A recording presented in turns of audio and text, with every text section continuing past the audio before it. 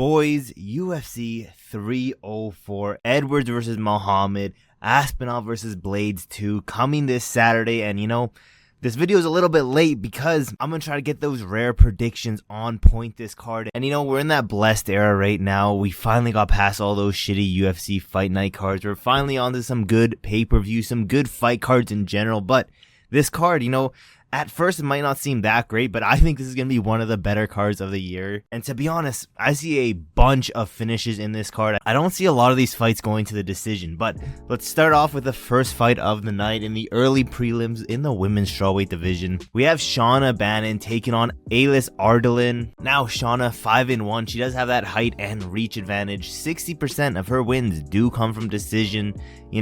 Not much of a, trying to end the fight. She's definitely more of a decision merchant than anything else. She has 2 KO wins, which is going to be important. She has 0 submission wins and 3 decision wins, and she's only lost by decision. She's never been finished. In my opinion, she has the better striking. She has the cleaner fundamentals, the better footwork.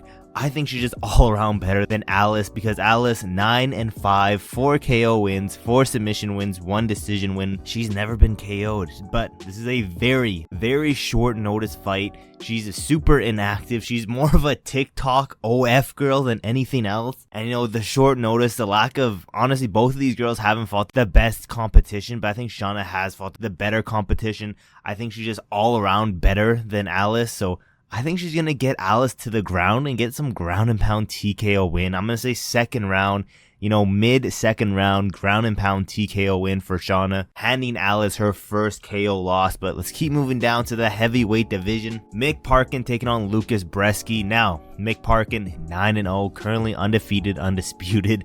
He has that small height and reach advantage. Nothing really significant, but 56% of his wins come from KO. He has 5 KOs, 1 submission, and 3 decision wins. He is going to be the way bigger fighter in that octagon, but a little bit of a slow fighter. He does have some decent IQ, I'm not gonna lie. He's been training with Tom Aspinall. I think he's gonna look way better than we've ever seen because he's been training at that legendary heavyweight camp with Tom Aspinall. Brzeski, on the other hand, 9 wins, 4 losses, 1 draw. 67% of his wins come from KO. He has 5 KOs, 2 submissions, and 2 decision wins. He has been KO'd before, but he's never been submitted. He's coming off a fraud check win over Walter Walker, which really doesn't say that much because Walter Walker, he's a little bit on that spectrum. This wasn't really that great of a win for him, but I think Mick Parkin's going to do his thing in there. I think he's going to get a KO win. Like I said, training with Tom Aspinall. If anyone's going to improve being in a training camp with Tom Aspinall, it's going to be pretty much everyone but Tom Aspinall. You have, at the moment, the best heavyweight in the world right now training in your gym. So best believe everyone around you is going to soak up a shit ton of knowledge. And I think Mick Patterson's going to get it done.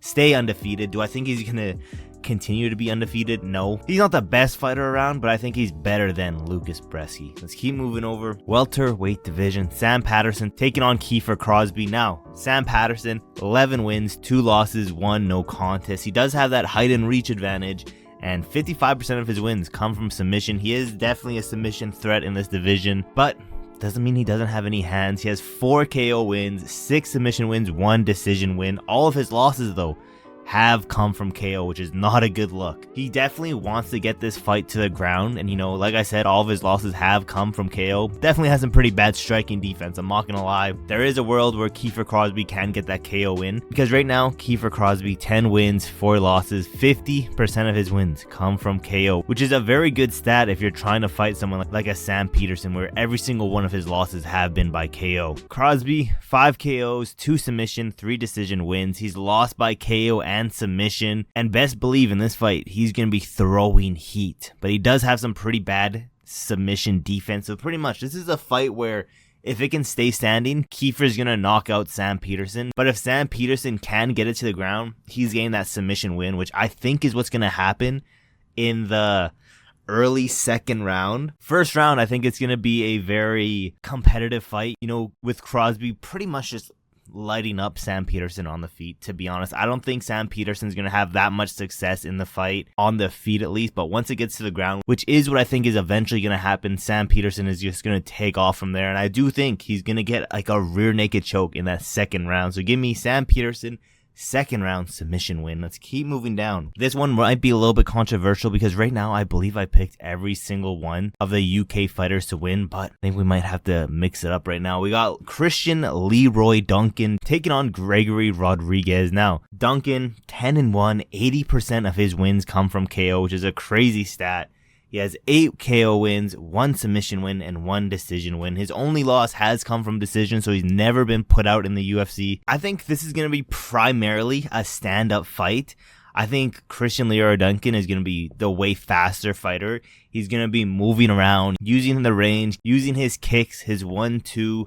He's going to be the faster fighter. He's definitely the more dynamic fighter out of the two guys. He's a better striker. He is more of like an output fighter than just a straight up one-shot KO fighter. Doesn't mean he doesn't have power. He does have power, but it's more of like a combination ending fight than just a straight up 1-2 down the pipe KO flat.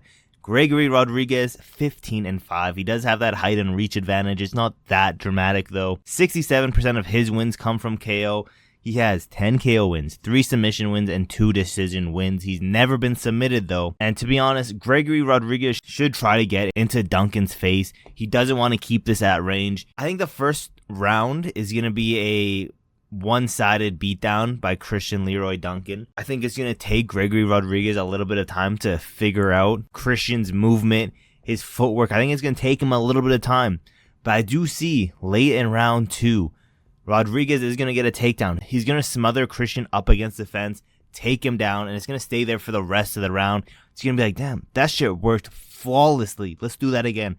Third round, it's going to be pretty early in the third round where he's going to get him down again. I think from there, we're going to see Gregory Rodrigues have some vicious ground and pound to get that TKO KO win over Christian Leroy Duncan.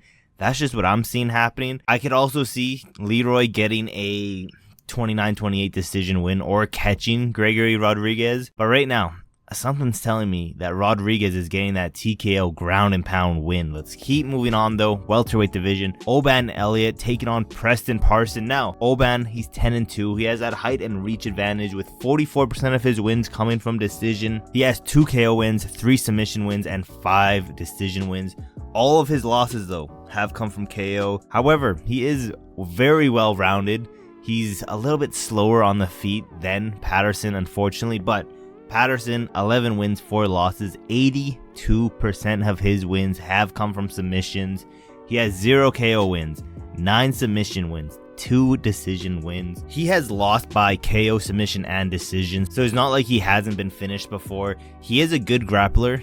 I think he's going to be a little bit stronger, but I do see Oban getting this decision win. I do see Patterson winning probably the first round just because Oban is a little bit slower, but I think Oban's more well-rounded. I think he's just better all around than Peterson. So give me a 29-28 decision win for Oban. That's all of the early prelims. Now we just have the normal prelims. Starting off that light heavyweight division. Modestas Bukauskas taking on Marcin Prashkino. Now, Modestas 15-6. He does have that reach advantage, and 64% of his wins do come from KO. He has 9 KO wins, 2 submission wins, and 4 decision wins. He has been KO'd 4 times, and he is coming off a KO loss to Victor Petrino, which isn't a good look, especially going into this fight. Marcin, on the other hand, 17-7 with 69% of his wins coming from KOs. He has 11 KO wins, 1 submission win, and 6 decision wins. And he's also been KO'd 4 times. So, it's not like these guys haven't been cracked before. Marcin, he dips his head a lot. He has a weird head movement where he can definitely get uppercutted. I'm not gonna lie. I could definitely see this boy getting uppercutted into the shadow realm. I think he's gonna be on the back foot a lot. He is a decent kickboxer, but Modestas, on the other hand, I think he's stronger. I think he's a better technical fighter. And I do see a second round uppercut. The uppercut might not be the thing that flatlines him, but I do see the uppercut being the thing that leads to the downfall. So give me a uppercut leaded by some ground and pound or up against the cage flurry KO TKO win for Modestas. Now let's keep moving down. We got that bantamweight division. Jake Hadley taking on Callan Lochran. Now Jake Hadley 10-3. He has a small height and reach advantage, nothing very significant. 56% of his wins do come from submissions. He has 3 KO wins, 5 submission wins, and 2 decision wins. So it's not like he doesn't have some hands. He has some hands, he has some KO wins, but all of his losses do come from decision. He's never been put out in the UFC, but this man's very inactive, you know. Both of these guys are very well-rounded, but Jake Hadley also coming into this fight on a short notice, you know, and he does have some pretty bad fight IQ at sometimes, you know. Sometimes doesn't show the best fight IQ, which is very worrying in this fight, and he doesn't show that much output in his fights either. Longren, on the other hand, 9-1, 63% of his wins come from KO. He has 5 KO wins, 2 submission wins, and 2 decision wins. He's only lost by decision as well.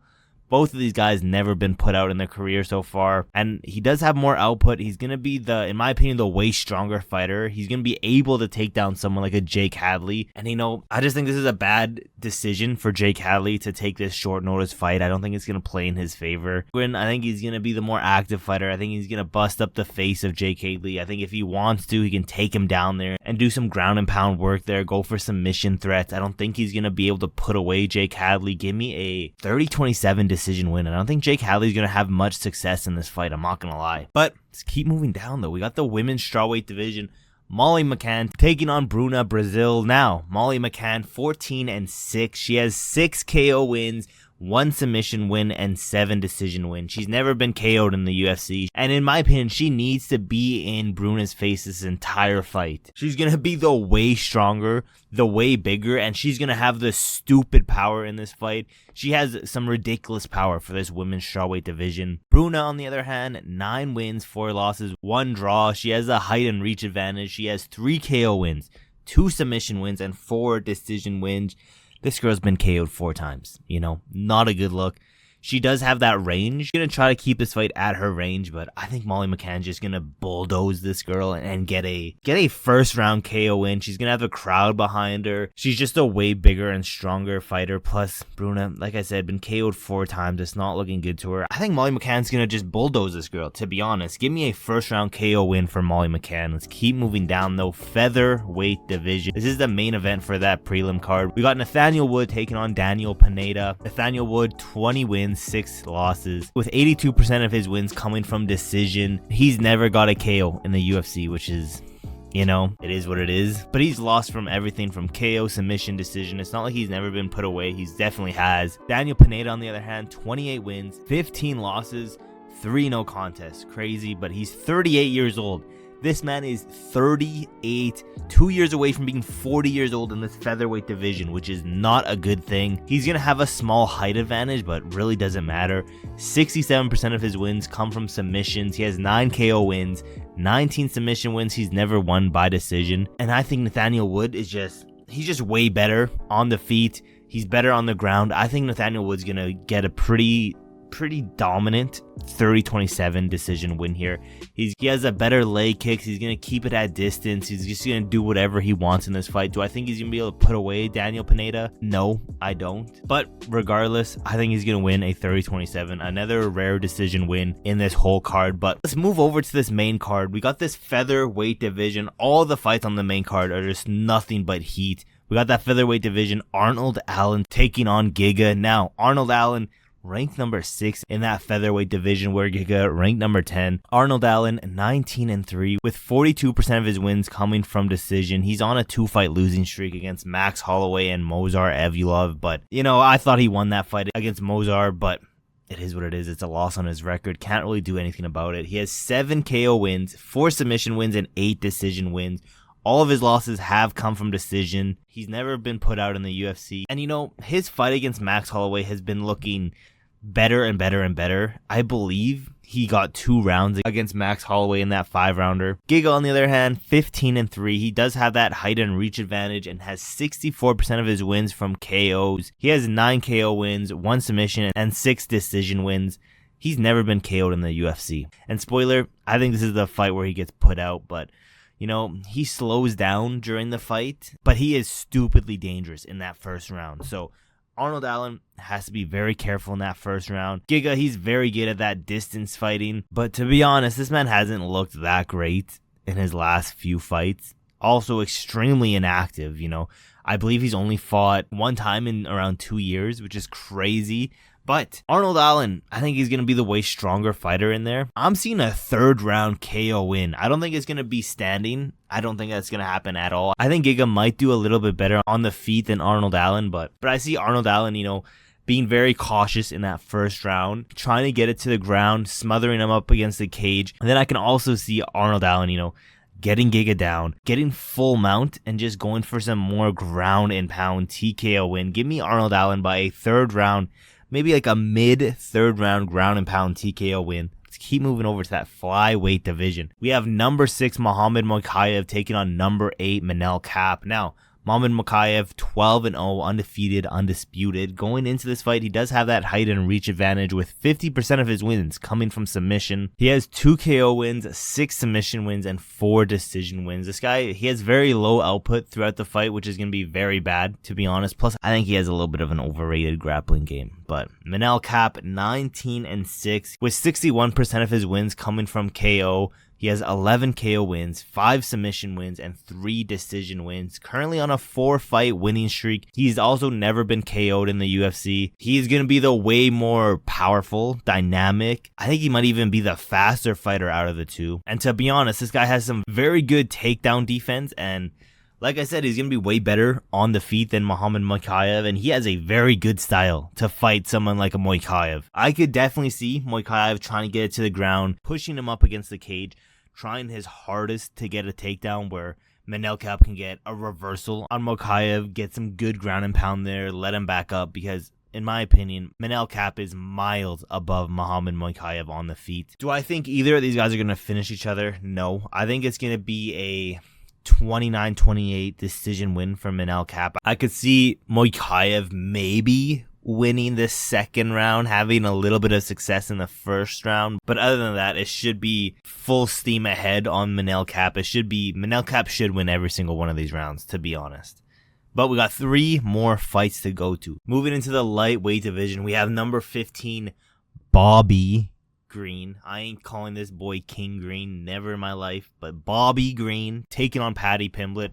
Bobby Green, 32 wins, 15 losses, 1 no contest. This guy has 11 KO wins, 9 submission wins, and 12 decision wins. This man has lost by every single way. He's been KO'd, he's been submitted, he's lost by decision, and he has lost by decision 53% of the time. So more likely than not, if he does lose, it's going to be by decision. Paddy Pimblett, 21-3. He does have that reach advantage, and he has 6 KO wins, 9 submission wins, and 6 decision wins. He's also never been KO'd before. He's on a 7-fight winning streak, but he does slow down during those fights. During the end of the fights, definitely slows down. And to be honest, he has some underrated hands. I could definitely see Paddy Pimblett, catching Bobby Green and putting him out. I think a lot of people think Paddy Pimblett is just this wrestler with no power in his hands, but I think if Paddy Pimblett wins, it's going to be by KO. I don't see him submitting Bobby Green. I don't see him getting a decision win, because Bobby Green, he is that more powerful fighter in my opinion, but he has some underrated takedown defenses. Like, the only one to really take him down and hold him there and just dominate him was Mokaev. And the striking defense is not, it's good, but it's not the best. He does leave his hands down a lot, which is something you do not want to do with Paddy Pimblett, because like I said, some pretty underrated striking. I think he has a better footwork. He looked better against Tony Ferguson than Paddy Pimblett did. I think he's a faster fighter.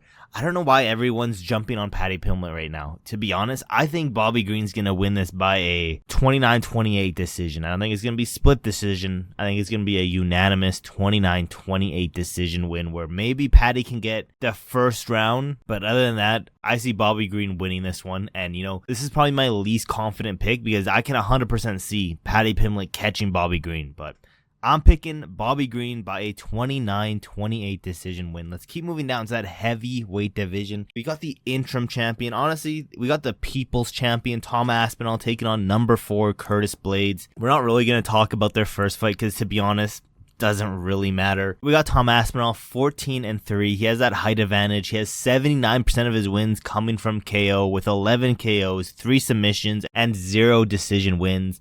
He's never lost by decision, by the way. He's lost by TKO, he's lost by submission, but never lost by decision. Do I think this fight's going to the decision? Absolutely not. Curtis Blaydes, 18-4. He has that reach advantage. 72% of his wins come from KO. And, A lot of people think that Curtis Blaydes is this amazing wrestler. He has the best wrestling in that heavyweight division. And for some reason, a lot of people think that this guy has some crazy submission offense in his game, when in reality, this guy, 13 KO wins, 0 submission wins, and 5 decision wins. Is he that much of a submission threat? I don't think so. All of his losses, by the way, have come from KO, and he's a super slow fighter. You know, he's not the fastest on the feet. He's a very slow starter as well. I don't think that's going to help him at all in this Tom Aspinall fight. I think Tom Aspinall is a way faster fighter, the way stronger fighter, and to be honest, he might have the best footwork in this heavyweight division. So I could see Curtis Blaydes catching Tom Aspinall. I could see that. Just how you could see, you know, like a Pavlovich catching Tom Aspinall, but you know, Tommy, he ate that like it was nothing. I think this is going to be a steamroll first round KO win for Tom Aspinall. I don't think Curtis Blaydes is going to have any success in this fight. I don't think he's going to be able to hit Tom Aspinall. I think it's going to be very similar to that Pavlovich fight, but I don't think Curtis Blaydes is going to touch Tom Aspinall the way Pavlovich did. So, like I said, first round KO win in this co-main event, heavyweight. It should be the heavyweight title, but interim heavyweight title. Let's keep moving over. The main event, welterweight division. You got the champion Leon Edwards taking on number 2 Belal Muhammad. Leon Edwards 22-3. He does have that height and reach advantage, where 52% of his wins come from decision. He has 7 KO wins, 3 submission wins, and 12 decision wins. He's never been finished in the UFC, all of his losses by decision. Currently on a 12-fight winning streak, if you're not counting that no contest, where Belal Muhammad 23-3, 73% of his wins come from decisions, with 5 KO wins, 1 submission wins, and 17 decision wins. He's never been submitted in the UFC. He's been KO'd and lost by decision, but never been submitted, and is currently on a 9-fight winning streak if you're not counting that no contest against Leon Edwards a few years back. He is very confident going into this fight, and he does get better towards the end of the fight. I've noticed he goes better and better, and one thing you need to watch out for this fight, you know, again, this is a fight that I'm not very confident either, because Belal Muhammad, like it or not, Belal Muhammad is on the sauce. I made a whole video about this, not on Belal Muhammad, but on people who I think are on the sauce, and best believe this boy, remember the name is on the sauce. So something you need to take into consideration on this fight. But Leon Edwards, you know, the thing that sucks the most about Leon Edwards is that he just does the bare minimum to win the fight. But both of these guys, they have got better since they last fought. Both of them very well rounded, and you know, both of them at the top of this welterweight division, and they both have a very similar style. But I just think Leon Edwards is better at range, better at distance. He has a better clinch work. I just think, you know, yes, they are very similar. I just think Leon Edwards is that touch bit better. And to be honest, if you guys rewatch their first fight, it's like Belal Muhammad owed Leon Edwards some money or something. I don't know what he did to get Leon so mad, but there is something there where Leon Edwards has like a vendetta against Belal Muhammad. He needs to get this KO win, and for some reason, you know, 52% of his wins come from decision. Belal Muhammad, 73% of his wins come from decision. But for some reason, I think Leon Edwards is putting out Belal Muhammad in that third round. I think his 1-2s are going to be too much. I think his straight right is going to be too much. I think his head kicks are going to be too much. I think Leon Edwards is putting out Belal Muhammad. I don't think it's going to be like a headshot dead moment, but he's going to get him down. I don't think it's going to be a flatline KO. I think it's going to be more of like a TKO win. But regardless, give me Leon Edwards by a third round KO win. Yeah, that's every single one. Let me know in the comments below. Am I gain 100% on this card? Because I'm pretty confident I am, you know. But yeah, we're finally out of the dark ages for now. We got some good fights to look forward to. And yeah, we're on that goal to get to 500 subscribers. We're so close to hitting it. So if you guys haven't yet, leave a like on this video and subscribe with those post notifications turned on so you never miss any of these rare videos. Yeah, there's really not that much else left to say except for I will see you guys in my next video. Yeah, we're on to get to 500 subscribers. We're so close to hitting it. So if you guys haven't yet, leave a like on this video and subscribe with those post notifications turned on so you never miss any of these